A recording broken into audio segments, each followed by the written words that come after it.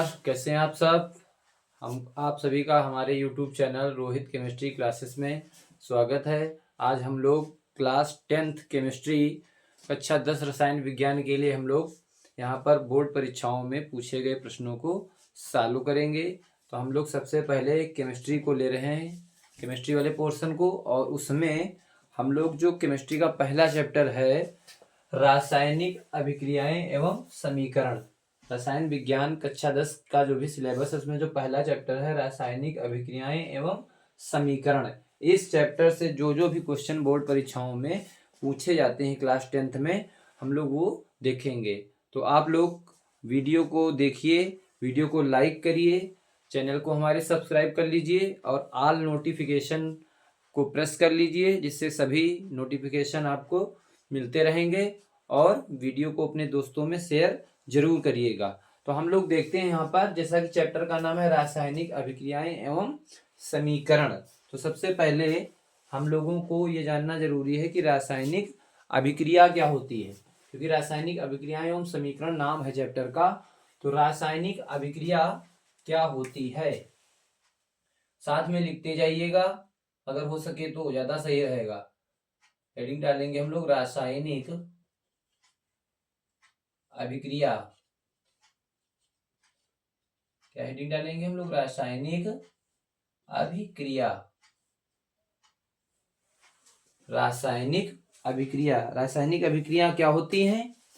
जब एक या एक से अधिक पदार्थ आपस में संयोग करके विभिन्न लक्षणों वाले या भिन्न गुणधर्म वाले नए पदार्थों का निर्माण करते हैं, तो ऐसे अभिक्रिया को हम लोग कहते हैं रासायनिक अभिक्रिया। हम लोग लिखेंगे साथ में, जब एक या एक से अधिक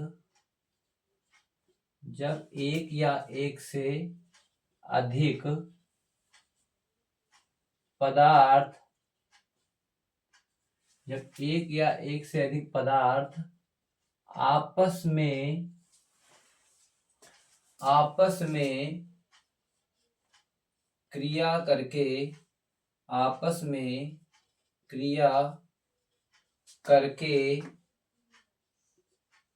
आपस में क्रिया करके भिन्न गुणधर्म वाले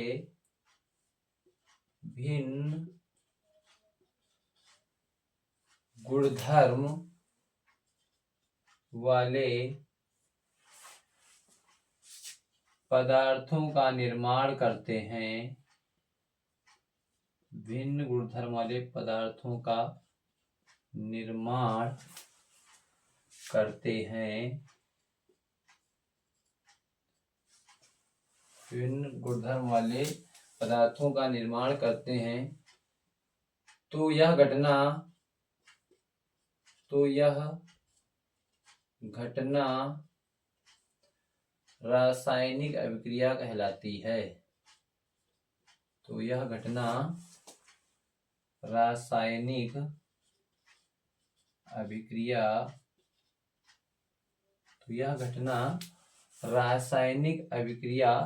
कहलाती है।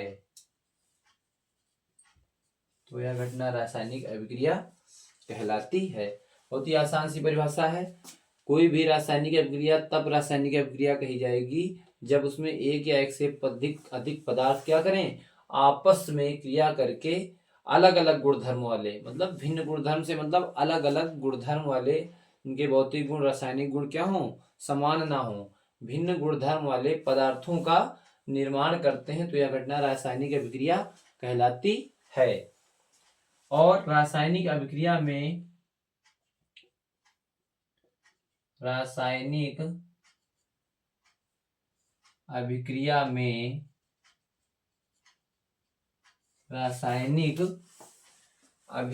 में भाग लेने वाले पदार्थ को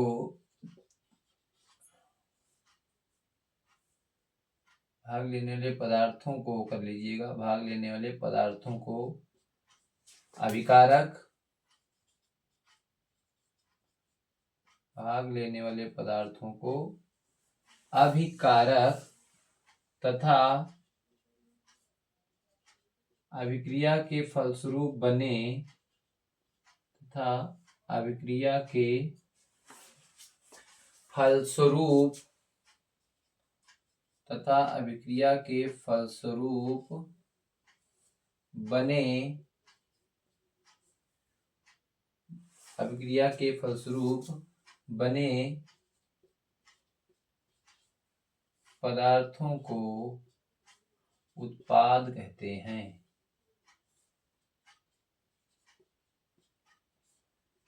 उत्पाद कहते हैं। तो इतना हम लोगों ने जो लिखा है देख लीजिएगा कि रासायनिक अभिक्रिया क्या है। जब एक या एक से अधिक पदार्थ आपस में संयोग करें, क्रिया करें और अलग अलग गुणधर्म वाले पदार्थों का निर्माण करें तो वह घटना या ऐसी घटना हम लोग क्या कहते हैं, रासायनिक अभिक्रिया कहते हैं। और रासायनिक अभिक्रिया में जो भाग ले रहे हैं पदार्थ, उन लोगों को हम क्या कहते हैं, अभिकारक। और जो रासायनिक अभिक्रिया के फलस्वरूप हमें प्रोडक्ट प्राप्त होता है, हमें जो पदार्थ प्राप्त होते हैं, इन्हें हम क्या कहते हैं, उत्पाद। क्या कहते हैं, उत्पाद। फिर रासायनिक अभिक्रिया के प्रकार हम लोग जानेंगे कि रासायनिक जो अभिक्रिया है उसके क्या क्या प्रकार हैं, कितने प्रकार की रासायनिक अभिक्रियाएं होती हैं। रासायनिक अभिक्रिया के प्रकार, रासायनिक अभिक्रिया के प्रकार। अगर आप लोग साथ में लिख सकते हैं तो लिखते रहिए, ना भी हम मौका देंगे स्क्रीनशॉट लेने का, बाद में भी आप लिख सकते हैं, लेकिन साथ में पढ़ते जाइए, समझते जाइए। और अगर नोट कर सकते हैं तो बहुत अच्छी बात है। रासायनिक अभिक्रिया के प्रकार।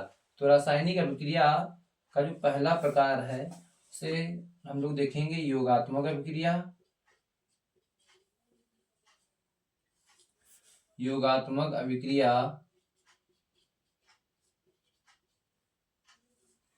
या इसी को योगात्मक अभिक्रिया या संयोजन अभिक्रिया भी कहते हैं। संयोजन अभिक्रिया, इसी को संकलन अभिक्रिया के नाम से भी जानते हैं। कभी कभी ये योगात्मक अभिक्रिया, संयोजन अभिक्रिया या अलग से प्रश्न क्वेश्चन इस पर पूछा था संकलन अभिक्रिया क्या है। तो रासायनिक अभिक्रिया के प्रकार के अंतर्गत हम लोग पहली जो अभिक्रिया है वो योगात्मक अभिक्रिया या संयोजन अभिक्रिया पढ़ेंगे। योगात्मक अभिक्रिया या संयोजन अभिक्रिया में होता क्या है, जब दो या दो से अधिक पदार्थ, इसमें लिखेंगे साथ में, जब दो या दो से अधिक पदार्थ, जब दो या दो से अधिक पदार्थ, दो या दो से अधिक पदार्थ आपस में, दो या दो से अधिक पदार्थ आपस में क्रिया करके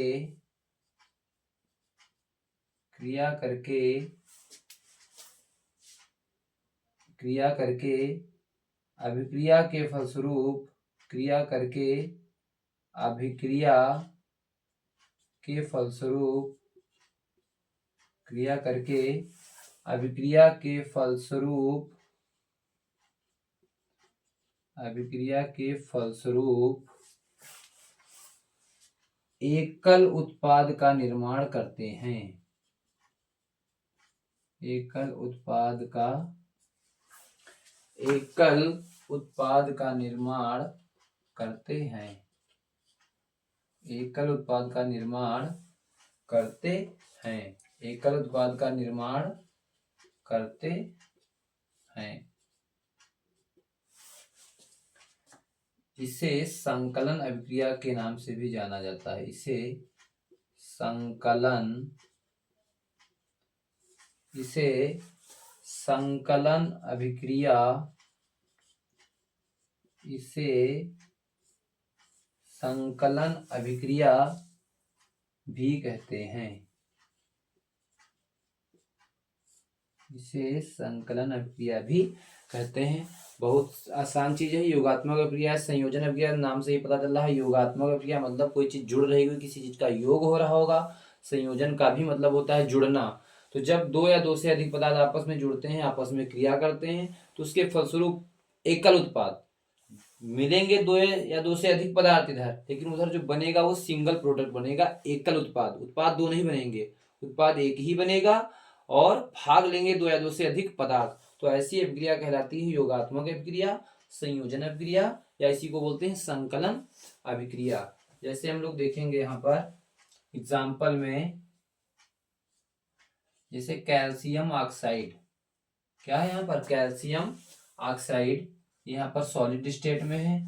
और कैल्शियम ऑक्साइड क्या होता है हमारा, बिना बुझा चूना। क्या होता है, बिना बुझा चूना। कैल्शियम ऑक्साइड हमारा क्या होता है, CaO, बिना बुझा चूना। और ये क्रिया और किसके साथ क्रिया होगी इसकी, जल के साथ। H2O तो पता है द्रवावस्था में होता है, लिक्विड फॉर्म में। और यहाँ पर ये जो उत्पाद बनाएगा वो एकल उत्पाद बनेगा। क्या बनेगा, कैल्शियम हाइड्रोक्साइड बनता है, कैल्शियम हाइड्रोक्साइड। क्या बनता है, CaOH2, और प्लस ऊष्मा भी यहाँ मुक्त होती है, प्लस ऊष्मा भी मुक्त होती है। जो कैल्शियम हाइड्रोक्साइड है ये हमारा बुझा चूना है, बुझा चूना। तो यहाँ पर आप जैसा कि एग्जांपल में देख रहे हैं, जो ऊपर हमने लिखा है कि जब दो या दो से अधिक पदार्थ, तो यहाँ पर देखिए कैल्शियम ऑक्साइड और जल, दो पदार्थ आपस में क्रिया कर रहे हैं, दो अभिकारक आपस में क्रिया कर रहे हैं और एकल उत्पाद बन रहा है हमारा यहाँ पर कैल्शियम हाइड्रोक्साइड, जिसे हम लोग कहते हैं बुझा चूना। और ऊष्मा भी यहाँ पर मुक्त होती है। तो ये योगात्मक अभिक्रिया या संयोजन अभिक्रिया या संकलन अभिक्रिया कहलाती है। सभी लोग जल्दी से स्क्रीनशॉट ले लें इसका। फिर अगली जो अभिक्रिया है वो हम लोग पढ़ते हैं यहाँ पर वियोजन अभिक्रिया। जल्दी से स्क्रीनशॉट ले लीजिए इसका, साथ में लिखते रहिए। अगर नहीं लिख पा रहे हैं तो स्क्रीनशॉट ले लीजिए, बाद में लिख लीजिएगा। स्क्रीनशॉट ले लीजिए, स्क्रीनशॉट ले लीजिए सभी लोग। ओके, अब अगली जो हम लोग देखेंगे अभिक्रिया के प्रकार जो हम लोग पढ़ रहे हैं, इसमें हम लोग देखेंगे अगला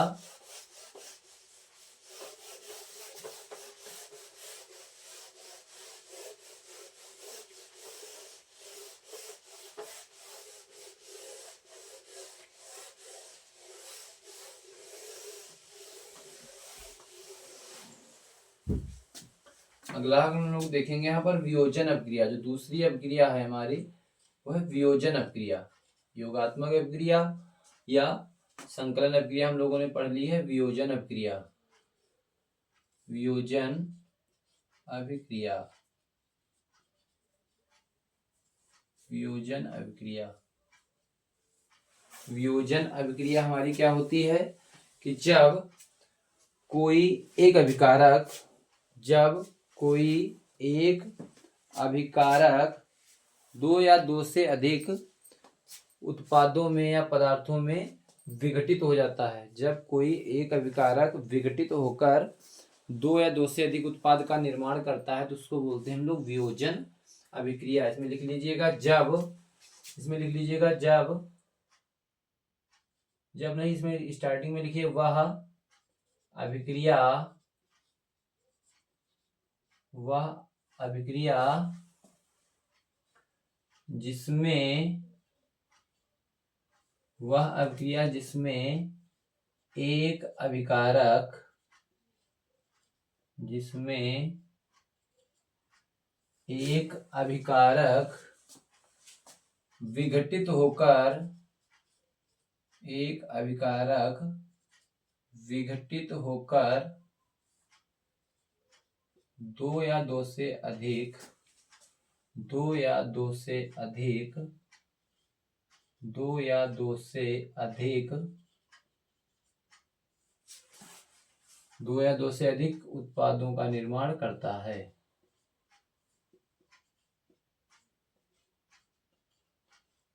उत्पादों का निर्माण करता है।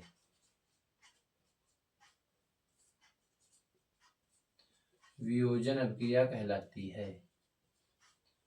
वियोजन अभिक्रिया, वियोजन अभिक्रिया कहलाती है। वियोजन अभिक्रिया कहलाती है। तो वियोजन अभिक्रिया क्या है? वह अभिक्रिया जिसमें एक अभिकारक विघटित होता है और दो या दो से अधिक उत्पाद का निर्माण करता है, वियोजन अभिक्रिया कहलाती है। बहुत ही आसान है। और वियोजन अभिक्रियाएं तीन प्रकार की हो सकती हैं। वियोजन अभिक्रियाएं तीन प्रकार की हो सकती हैं, जिसमें पहली है ऊष्मीय वियोजन, दूसरी है विद्युत अपघटन और तीसरी है प्रकाश वियोजन या प्रकाशीय वियोजन। तो इसमें हम लोग देखेंगे इसके प्रकार भी। वियोजन अभिक्रियाएं निम्न प्रकार की होती हैं। वियोजन अभिक्रिया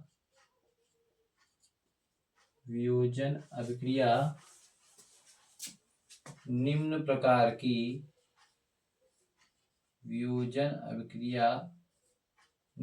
प्रकार की होती हैं। डैश कर लेंगे। इसके अंतर्गत जो पहला रहेगा वो रहेगा ऊष्मीय वियोजन।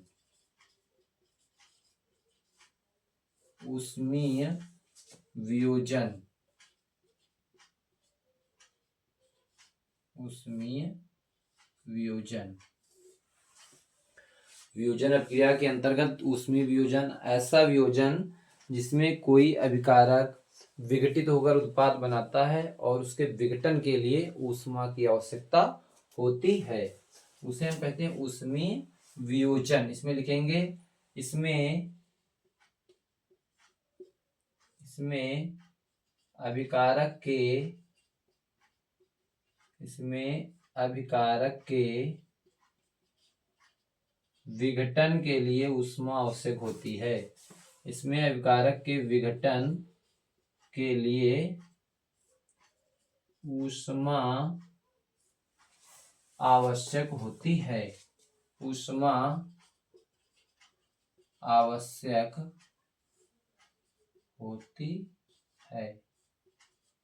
सीधी सी बात है, ऊष्मीय वियोजन है।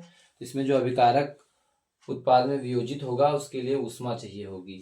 जैसे एग्जांपल कैल्शियम कार्बोनेट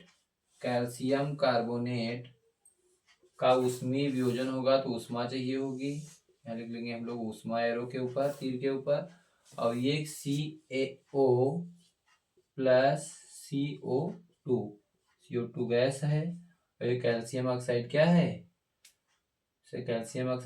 बिना बुझा चूना प्राप्त होता है। तो यहाँ पर ऊष्मीय वियोजन के अंतर्गत कैल्शियम कार्बोनेट ऊष्मा के प्रभाव में वियोजित होता है, अपघटित होता है और कैल्शियम ऑक्साइड और कार्बन डाइऑक्साइड बनाता है। अगली जो हम लोग प्रकार देखेंगे ऊष्मीय वियोजन का, उसमें है वैद्युत अपघटन।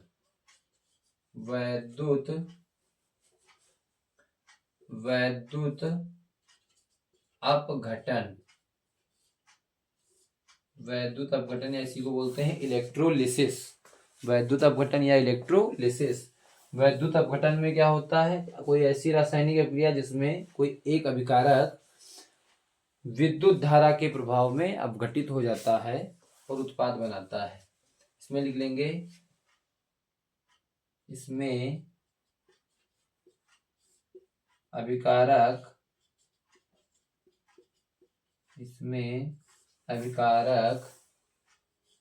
विद्युत धारा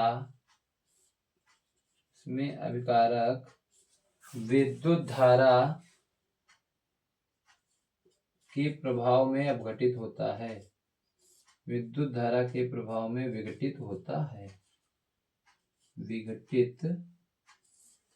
विद्युत धारा के प्रभाव में विघटित होता है। तो जैसा कि हम लोग को में वियोजन अभिक्रिया पढ़ रखी है, उसमें लिख रखा है साफ साफ कि वह अभिक्रिया जिसमें एक अभिकारक विघटित होकर दो या दो से अधिक उत्पाद बनाता है। ये कॉन्सेप्ट याद रखना है। अगर उसमें वियोजन है तो अभिकारक जो एक होगा वो विघटित होगा, ऊष्मा के प्रभाव में विघटित होकर दो उत्पाद बनाएगा, दो या दो से अधिक। ऐसे ही वैद्युत अपघटन है, इसमें एक अभिकारक होगा कोई जो विद्युत धारा के प्रभाव में विघटित हो जाएगा। जैसे एग्जाम्पल देखेंगे हम लोग यहाँ पर जल H2O, जैसा कि आपको पता है H2O लिक्विड फॉर्म में होता है। ये जब विघटित होगा तो यहाँ से बनाएगा हाइड्रोजन और प्लस ऑक्सीजन, दोनों गैसें हैं। और यहाँ पर क्योंकि H2 और O2 तो यहाँ पर हम लगा देंगे 2। कितना लगा देंगे 2। तो यहाँ पर भी आगे आ जाएगा 2, क्योंकि यहाँ पर 4 हाइड्रोजन हो गए, इसलिए यहाँ पर भी आगे 2 लगा देंगे। तो ये वैद्युत अपघटन है। जल्दी से स्क्रीनशॉट ले लीजिए। फिर इसकी अगली अभिक्रिया हम लोग देखेंगे विस्थापन। इसके अंतर्गत अगली जो रिएक्शन है भी वियोजन 3 प्रकार का होता है, उसमें वियोजन, वैद्युत अपघटन और भी प्रकाश अपघटन। जल्दी से स्क्रीनशॉट ले लीजिए। ओके,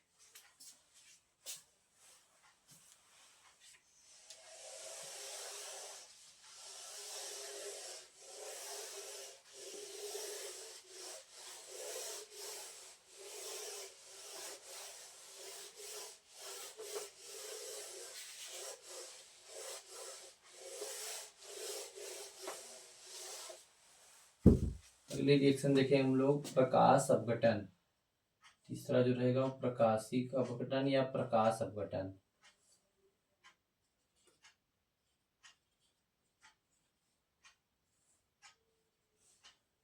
प्रकाश अपघटन, इसमें क्या होगा, किसी भी रासायनिक अभिक्रिया में एक अभिकारक प्रकाश की उपस्थिति में अपघटित हो जाएगा।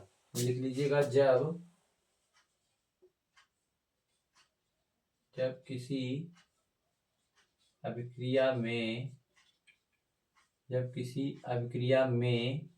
एक अभिकारक प्रकाश की उपस्थिति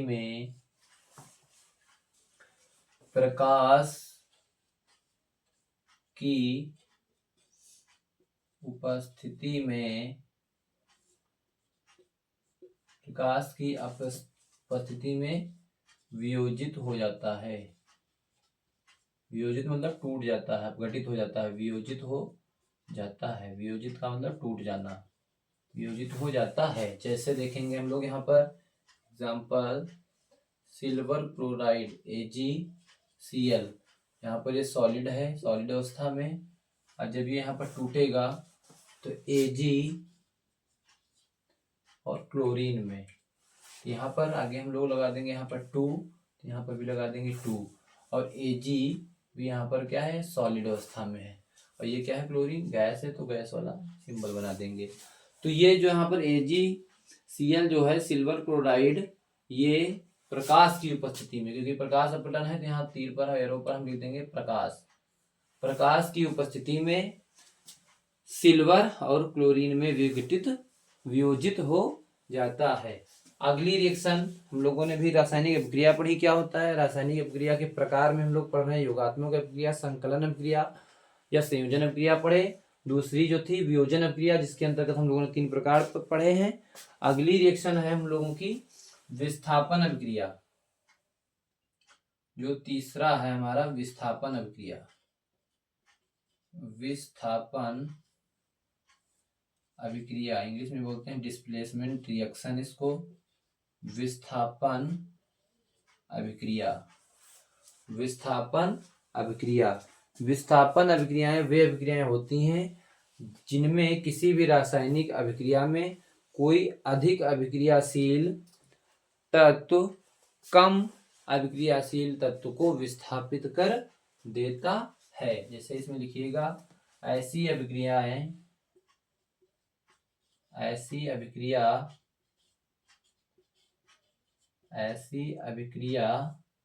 जिसमें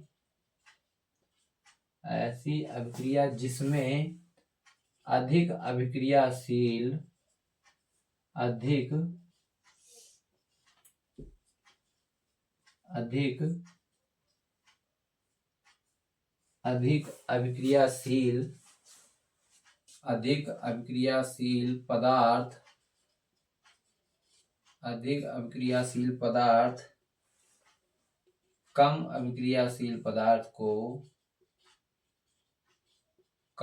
अभिक्रियाशील कम अभिक्रियाशील पदार्थ को विस्थापित कर देता है।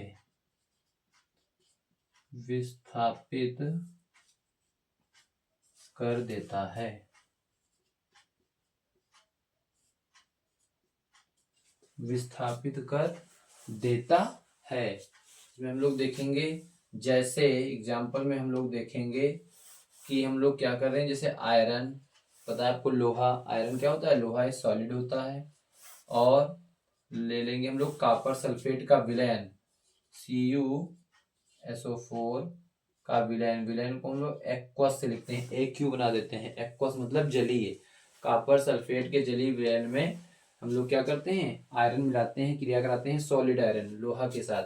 तो यहाँ पर क्योंकि हम लोग विस्थापन अभिक्रिया पढ़ रहे हैं, तो क्या पढ़ रहे हैं, ऐसी अभिक्रिया जिसमें अधिक अभिक्रियाशील पदार्थ कम अभिक्रियाशील पदार्थ को विस्थापित कर देगा। तो इस रिएक्शन में देखेंगे आयरन जो है वो कॉपर से अधिक अभिक्रियाशील है। आयरन कॉपर से अधिक अभिक्रियाशील है, इसलिए कॉपर सल्फेट के विलयन से कॉपर को विस्थापित कर देगा। तो जब कॉपर विस्थापित हो जाएगा तो यहाँ बन जाएगा आयरन सल्फेट FeSO4 प्लस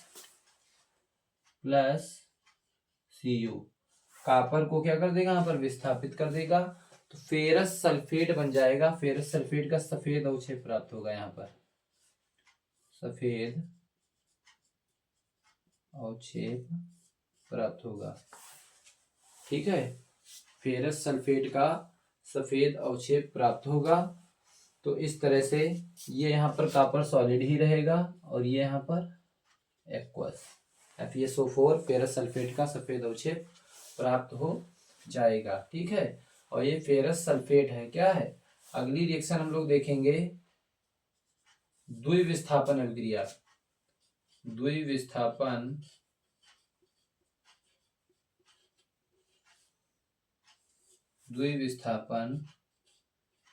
अभिक्रिया। द्विविस्थापन अभिक्रिया, इसको इंग्लिश में बोलते हैं डबल डिस्प्लेसमेंट रिएक्शन। द्वि का मतलब डबल, विस्थापन का मतलब डिस्प्लेसमेंट, अभिक्रिया का मतलब रिएक्शन। द्विविस्थापन अभिक्रिया या डबल डिस्प्लेसमेंट रिएक्शन। इसमें देखेंगे ये अभिक्रिया वे अभिक्रिया होती हैं, ऐसी अभिक्रियाएं, ऐसी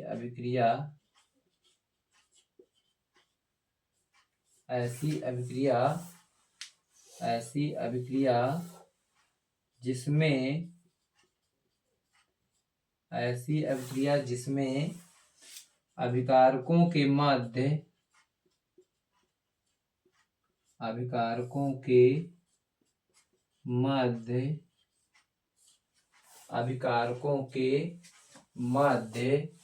आयनों का आदान प्रदान, अभिकारकों के मध्य आयनों का आदान प्रदान होता है।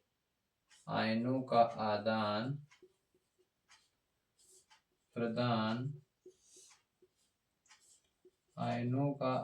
प्रदान होता है। बिल्कुल आसान सी रिएक्शन है। द्विविस्थापन अभिक्रिया ऐसी अभिक्रिया है जिसमें अभिकारक जो रासायनिक अभिक्रिया में भाग ले रहे हैं उनके आयनों में क्या हो जाए, आदान प्रदान हो जाए, एक्सचेंज हो जाए आपस में। तो ऐसी अभिक्रिया हमारी कहलाती है द्विविस्थापन अभिक्रिया। इसका एग्जाम्पल हम लोग देखेंगे कि जैसे यहाँ पर एग्जाम्पल हम लोग ले लेंगे। यहाँ पर सोडियम सल्फेट Na2SO4, ये जलीय विलयन है, एक्वस विलयन है। और इसके साथ में हम लोग ले लेंगे बेरियम क्लोराइड। क्या ले लेंगे, बेरियम क्लोराइड, ये भी जलीय विलयन है। यहाँ पर क्या होगा, अभिकारकों के बीच क्या हो जाएगा, आयनों का आदान प्रदान। यहाँ पर बेरियम सल्फेट से क्रिया कर लेगा, बनाएगा बेरियम सल्फेट और क्लोरीन 2 है यहाँ पर और 2 सोडियम 2 है, Na2 है, तो 2NaCl यहाँ बाहर हो जाएगा। 2NaCl बाहर हो जाएगा। तो इस तरह से ये बेरियम सल्फेट प्राप्त होगा। यहाँ पर बेरियम सल्फेट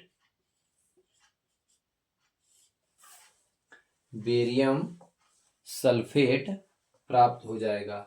इस तरह से हम लोगों ने देखा कि जो अभिक्रियाएं हैं, जो मुख्य अभिक्रियाएं हैं वो हमने आपको बता दी। इसके आगे भी अभिक्रियाएं हैं, जैसे ऑक्सीकरण अभिक्रिया है, अपचयन अभिक्रिया है, रेडॉक्स अभिक्रिया है। तो इसके लिए हम लोग कल पढ़ेंगे। और आज इतना ही।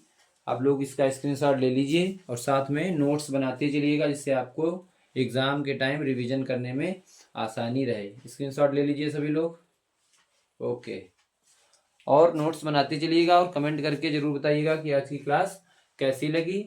और अगर आप लोगों को पसंद आ रही क्लास तो हम ऐसी ही क्लासें आपके लिए लाते रहेंगे।